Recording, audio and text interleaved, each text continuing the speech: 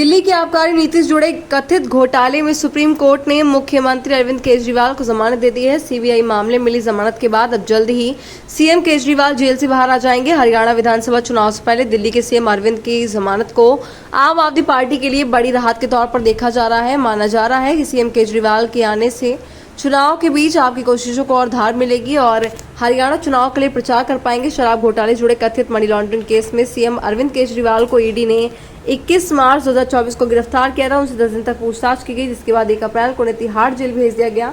करीब 51 दिन बाद 10 मई को सुप्रीम कोर्ट ने अरविंद केजरीवाल को 21 दिन की अंतरिम जमानत दी और सीएम जेल से बाहर आए। उनकी रिहाई 1 जून तक मंजूर की गई थी। इसके बाद 2 जून को सीएम अरविंद केजरीवाल ने तिहाड़ जेल में सरेंडर कर दिया था। मनी लॉन्ड्रिंग केस में जमानत मिल जाने के बाद सीबीआई केस में 26 जून को उन्हें जेल से ही गिरफ्तार कर लिया गया। आज सुप्रीम कोर्ट की ओर से जो फैसला आया वो इसी से जुड़ा था। केजरीवाल की जमानत को लेकर आप नेता मनीष सिसोदिया ने खुशी का इजहार करते हुए कहा कि एक बार फिर साबित हो गया कि अरविंद केजरीवाल जैसे सच्चा ईमानदार देशभक्त इस देश में नहीं हुई है। सच्चाई की जीत हुई, झूठ का पर्दाफाश। सच्चा ईमानदार देशभक्त कट्टर ईमानदार नेता इस देश में नहीं है। जिनको गिरफ्तार करने के लिए भारतीय जनता पार्टी ने हजारों तरह की कुचक्र रचे, हजारों तरह की साजिशें रची। एक कट्टर ईमानदार आदमी को, काम करने वाले आदमी को, जनता के दर्द के, जनता की जिंदगी को संवारने के लिए जो काम कर रहा था, उनको उठा के जेल में डाला।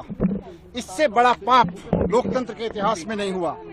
आज ऑनरेबल सुप्रीम कोर्ट को हम नमन करते हैं, उनको सलाम करते हैं, उनका धन्यवाद करते हैं। हम इस देश के संविधान का धन्यवाद करते हैं, बाबा साहब का धन्यवाद करते हैं, जिनके बदौलत आज सच्चाई की जीत हुई है। और ये खाली सच्चाई की जीत की बात नहीं है, झूठ भी एक्सपोज हुआ है। जिस तरह से आज ऑनरेबल सुप्रीम कोर्ट में ऑब्जर्वेशन दी गई, कहा गया कि केजरीवाल जी को ईडी की रिहाई से रोकने के लिए सीबीआई का पूरा गिरफ्तारी का मामला रचा गया।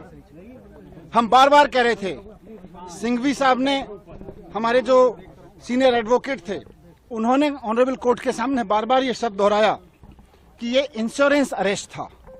ये किसी गलत काम के लिए अरेस्ट नहीं किया गया था, कोई करप्शन के लिए अरेस्ट नहीं किया गया था।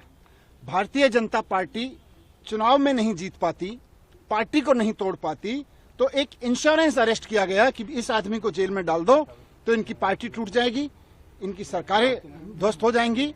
लेकिन मैं बाबा साहब को और संविधान को याद करते हुए, धन्यवाद करते हुए, ऑनरेबल सुप्रीम कोर्ट को धन्यवाद करते हुए, सिंघवी साहब का धन्यवाद करते हुए, आम आदमी पार्टी के एक एक कार्यकर्ता, एक एक लीडर, पार्षद, एमएलए, एमपी, सबको भी बधाई देना चाहता हूं, धन्यवाद देना चाहता हूं कि ऐसे संकट के समय में जब भारतीय जनता पार्टी अपनी पूरी ताकत के साथ, अपने पूरे कुचक्रों के साथ उनको कुचलने की कोशिश कर रही थी, वो टूटे नहीं, हटे नहीं, झुके नहीं, सच्चाई के साथ लड़े रहे।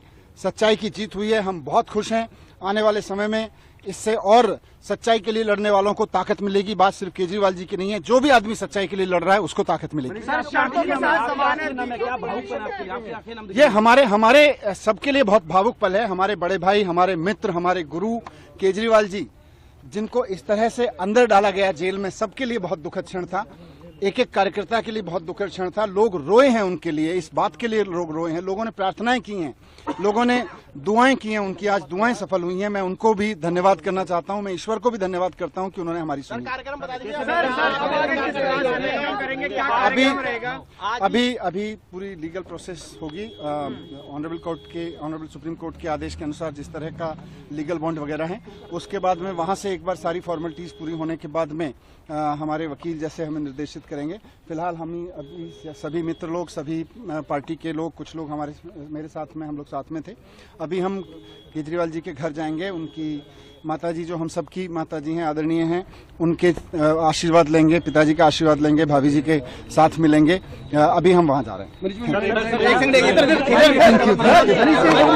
तो ये देखिए मनीष सिसोदिया और